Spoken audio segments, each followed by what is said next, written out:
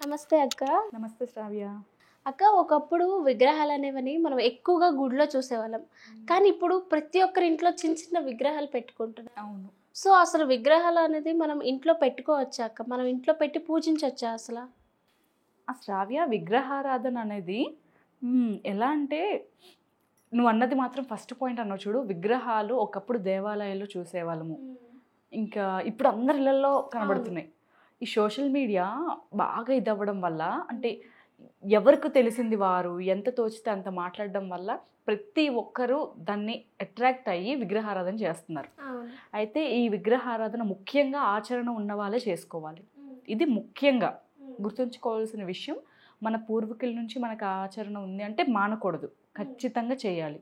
రెండవది, భగవంతుడి పైన భక్తి ఉంది, మేము చేసుకోవాలనుకుంటున్నాము అంటే అది తెచ్చుకున్నప్పుడు, విగ్రహాలు కొనుక్కోవాలి అనుకుంటున్నప్పుడు ఆలోచించుకోవాలి. ఎందుకంటే విగ్రహాలు ఎవరు పడితే వారు పెట్టకూడదు అని మన పెద్దవాళ్ళు చెప్పారు. అందరూ ఆచరించే అర్హులు కాదు అని చెప్పారు. అయితే ఇక్కడ ఈ రెండు మాటలు ఎందుకు వచ్చాయంటే శ్రావ్య, అందరికీ ఆచరించే అర్హత లేదు అని అనడంలో తప్పు, అంటే తప్పు ఎంచుకునే వాళ్ళకి తప్పు కనబడుతుంది. కానీ ఇప్పుడు అందరూ నిత్యము దీపారాధన చేసే అలవాటు కొందరికి ఇంట్లో ఉండదు. ఇప్పుడు పెరిమాలు తెచ్చి ఇంట్లో పెట్టితే సరిపోదు. పెరిమాలు అంటే విగ్రహాలు, విగ్రహాలకి భోగం ఉండాలి ఖచ్చితంగా. లేదు అంటే నిత్య దీపారాధన ఉండాలి, నిత్యము పూజ ఉండాలి ఇంట్లో. ఇప్పుడు విగ్రహం ఏదో బాగుంది, అందంగా ఉంది, ఎవరో ఏదో యూట్యూబ్ వీడియోలో చెప్పారు అది తెస్తే లక్ష్మీకరం, ఇది తెస్తే ఇది వచ్చేస్తుంది అని చెప్పి ఇష్టం వచ్చినట్టు విగ్రహాలు తెచ్చి ఇంట్లో పెట్టేసుకుంటే అది కరెక్ట్ కాదు. విగ్రహాలు తెచ్చుకుంటాము అన్నప్పుడు నువ్వు, నీ తర్వాత నెక్స్ట్ ఎవరు పూజిస్తారు, ఈ విగ్రహారాధన ఎలా చేసుకోవాలి, ఏమిటి అని పూర్తి విషయం తెలుసుకొని విగ్రహాలని తెచ్చుకోవాలి శ్రావ్య.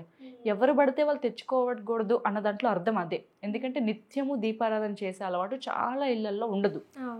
కొందరు ఏమంటారు, మంచి రోజుల్లో మాత్రమే, అంటే ఆ శుభదినము ఆ తిథి బట్టే దీపారాధన చేసుకునే ఆచరణ కొందరికి ఉంటుంది.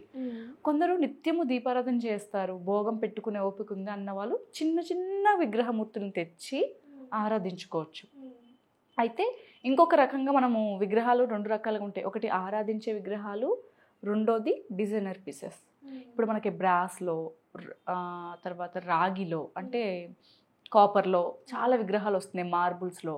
అయితే అవి ఏంటంటే మీరు డెకరేటివ్ పీస్గా తెచ్చుకుంటున్నారు, షో పీస్గా అన్నప్పుడు అవి ఎక్కడైనా కార్నర్స్లో, హాల్స్లో కానీ బాల్కనీస్లో కానీ పెట్టుకుంటారు.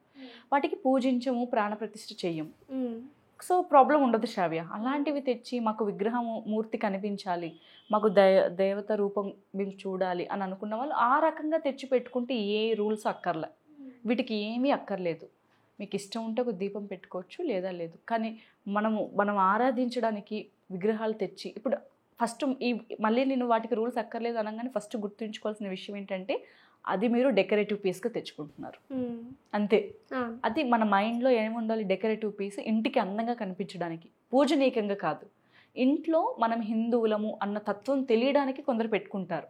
ఎందుకంటే ఎవరైనా ఆఫీస్లో చూడొచ్చు, మనం రాగానే ఎంట్రన్స్లో భగవంతుడు విగ్రహాలు అలాంటివి ఉంటాయి. అంటే వాళ్ళ రిలీజియన్ మేబీ వాళ్ళకి భగవంతుడు అంటే ప్రేమ ఉండడం వల్ల తెచ్చి పెట్టుకుంటారు, పూజనీయంగా పెట్టుకోరు, ఒక డెకరేటివ్ పీస్గా పెట్టుకుంటారు. పెట్టుకోవచ్చు. ఇప్పుడు వివిధ రకాలైన అవుటర్ చైనా పీసెస్, లైక్ వివిధ రకాలైన ఫొటోస్, చిత్రాలు తెచ్చి పెట్టుకునే కంటే ఒక వినాయకుడిని పెట్టుకోవచ్చు, లేదా కృష్ణుడి విగ్రహాలు, అంటే కొన్ని అంటే ఉగ్ర స్వరూపాలు కాకుండా సాత్వికమైన స్వరూపాల్లో ఉండే లాంటివి విగ్రహాలు తెచ్చి డెకరేటివ్ పీస్గా పెట్టుకుంటే ఎలాంటి నియమాలు ఉండవు. ఏదో మంచి రోజు ఉన్నప్పుడు ఒక దీపారాధన చేయొచ్చు, ధూపం వేసుకోవచ్చు. కానీ పూజా రూమ్లో పెట్టుకునే విగ్రహాలకు మాత్రం ఆచరణ ఉండాల్సిందే శ్రావ్య. ఎవరు పడితే వాళ్ళు పెట్టుకోకూడదు. ఎందుకంటే ఎప్పుడైతే మనము ఒక చోట నమ్మకంతో దీపం, ధూపం, పుష్పం, ఒక ఫలం పెడతామో అక్కడ ప్రాణప్రతిష్ఠ జరిగినట్టే. అంటే ఆ భగవంతుడు అక్కడికి వచ్చి దాన్ని ఆస్వాదించినట్టు అనమాట. అలాంటప్పుడు కొన్ని నియమాలు ఉంటాయి, ఎవరు పడితే వాళ్ళు ముట్టుకోకూడదు. ముఖ్యంగా ఎలా అంటే కొన్ని అంటు ముట్టు లాంటివి ఉంటాయి, ఆ కలపడాలు కూడా ఉండకూడదు. విగ్రహాలు ఉన్నప్పుడు చాలా జాగ్రత్తగా ఉండాలి. అందరూ ఇంట్లోకి రావడానికి వీలు లేదు, ఎవరు పడితే వాళ్ళని రానివ్వకూడదు. ఇలాంటివన్నీ కూడా మీరు పాటిస్తారు అనుకున్నప్పుడు విగ్రహారాధన మీరు చేయగలరు, ఈజీగా చేయొచ్చు. కానీ మన ఇంటికి ఎవరు వస్తారో, ఎప్పుడు వస్తారో, ఎలాంటి సమయాల్లో వస్తూ ఉంటారో తెలియదు. పోనీ నిత్యము మీరు మంత్రం చదువుతారు. ఇప్పుడు గోమహత్యం ఉంటుంది, ఇలాంటి పీరియడ్స్ టైంలో అందరూ కలుస్తున్న ఇంట్లో అంతా ముట్టేస్తున్నారు, పూజా రూమ్ కాకుండా అన్నీ కలిపేస్తున్నారు, వెళ్ళిపోతున్నారు, ఇంట్లోనే తిరుగుతున్నాం అనుకున్న వాళ్ళు గోమహత్యం చదివితే అలాంటి దోషం ఉండదు. అది గోమహత్యంలోనే క్లియర్గా రాసి ఉంటుంది. గోమహత్యం చదువుకుంటే తెలిసి తెలియక చేసిన దోషాలు కూడా, అంటే ఇప్పుడు ఏదైనా పీరియడ్స్ టైంలో తెలియకుండా మనం ముట్టుకున్న ఆ పూజా సమయం ఆ ప్రదేశంలో మనకు తెలియదు అక్కడ పూజ జరుగుతుందని, అనుకోకుండా ఆ ప్రదేశం నుంచి వెళ్ళాము అనుకో, దానివల్ల వచ్చే దోషం కూడా నివారణ అయిపోతుంది అనమాట. ఈ గోమహత్యంకి అంత విశేషణ ఉంటుంది. అది కృష్ణుడే చెప్పారనమాట. కృష్ణ పరమాత్ముడే మనందరికి ఇచ్చిన వరం. కాబట్టి అలాంటివి చదువుకుంటే కొంతవరకు అలాంటి దోషాలు ఏమి ఉండవు. ఇలాంటివన్నీ మేము చదువుకోగలము, మేము భగవంతుడిని భక్తిగా మంచిగా ఆరాధించగలము అన్న సంకల్పం మీకుంటే, ఆ నమ్మకం మీకుంటే మీరు విగ్రహాలను తెచ్చి నిర్భయంగా పూజించుకోవచ్చు. ఏదో ఈరోజు మంచి రోజు కదా మేము తెచ్చాము, ఇప్పుడు గణేష్ పండుగ వచ్చిందని వినాయకుడిని తెచ్చేయడం, కృష్ణాష్టమి వచ్చిందని కృష్ణుని కొనుక్కొని వచ్చి ఆ రోజు మాత్రమే విగ్రహానికి పూజ చేసి ఆ తర్వాత పూజా రూమ్లో ఎలా పడితే అలా ఉంచేస్తే, దీపం పెట్టకపోతే ఖచ్చితంగా మీ ఇంట్లో నెగిటివ్నెస్ స్టార్ట్ అయిపోతుంది 100%. విగ్రహం తెచ్చాము అంటే నిత్యము దీపం ఉండాల్సిందే. నువ్వు పెట్టలేని పరిస్థితిలో ఉంటే ఇంట్లో యజమాని అయినా పెట్టాలి. ఉద్యోగం లేవగానే స్నానం చేసి, లేదా పిల్లలకు అలవాటు చేయాలి. ఇది నువ్వు చేయగలవు. నీ నెక్స్ట్ జనరేషన్ ఎవరు? మీ అబ్బాయి అవ్వని, మీ అమ్మాయి అవ్వని. ఈ ఆచరణ ఇలాగే వాళ్ళు తీసుకెళ్తారు అన్న నమ్మకం మీకు ఉన్నప్పుడు ఖచ్చితంగా మీరు పెట్టుకోవచ్చు. అది చేయగలమా చేయలేదా అనేది ఎవరికి తెలుస్తుంది? వాళ్ళకే తెలుస్తుంది. ఇప్పుడు నేను చెప్పడం కాదు. ఎవరైతే విగ్రహాలు ఎవరో చేశారు, ఎవరో వీడియో పెట్టారు, మనం తెచ్చి పూజించుకుంటాం, అలా కాకుండా నువ్వు చేస్తావు అన్న నమ్మకం నీకుంటేనే నువ్వు చేయాలి. అందుకోసమే మన పెద్దవాళ్ళు విగ్రహారాధన అందరూ పెట్టద్దు, చేయొద్దు అంటారు. ఇప్పుడు ఫొటోస్ అనుకో శ్రావ్య, ఆ దోషం ఏమీ ఉండదు. శుభ్రంగా బట్టతో శుభ్రం చేసి మనం జస్ట్ ఎప్పుడో నీకు నచ్చినప్పుడు దీపం పెట్టినా పర్వాలేదు. కానీ విగ్రహాలు పెట్టుకుంటే వాటికి భోగం ఉండాలి, ఖచ్చితంగా నైవేద్యం ఉండాలి.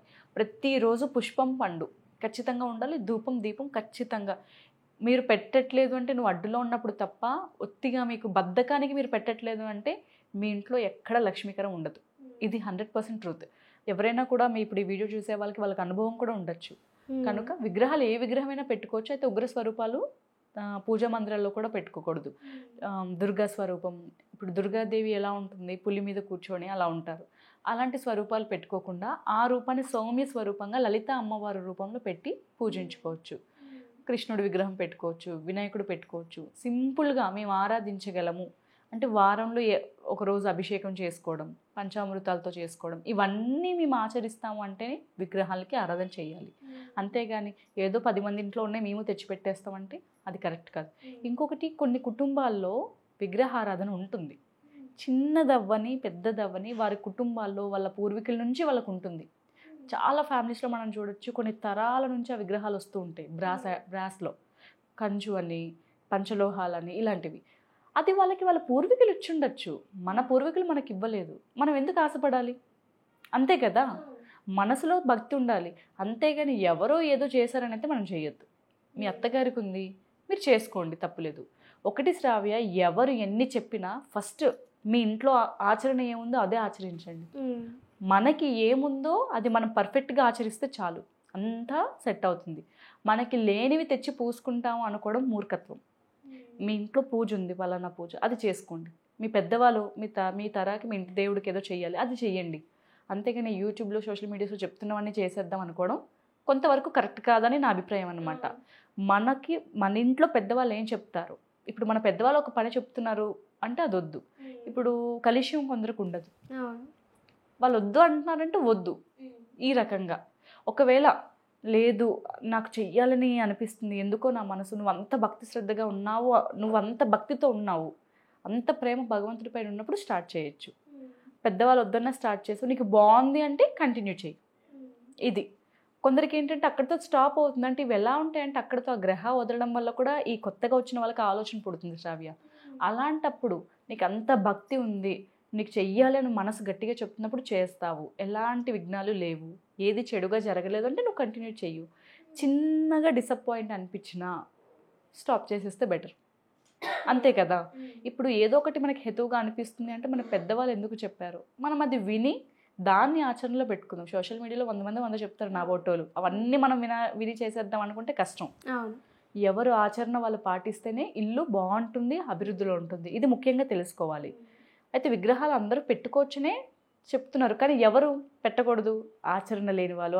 అంటే ఆచరణ అంటే ఇక్కడ వాళ్ళ పూర్వీకుల నుంచే కాదు, వాళ్ళు పంక్చువాలిటీ అంటే ఈ డిసిప్లిన్ ఆఫ్ బిహేవియర్ లేకపోవడం వల్ల ఈ దీపాలు ధూపాలు ఇలాంటివి టైం టు టైం పెట్టుకోకపోవడం, నివేదన చేయలేమా అనుకున్న వాళ్ళు మాత్రం వద్దు, పెట్టుకోవద్దు.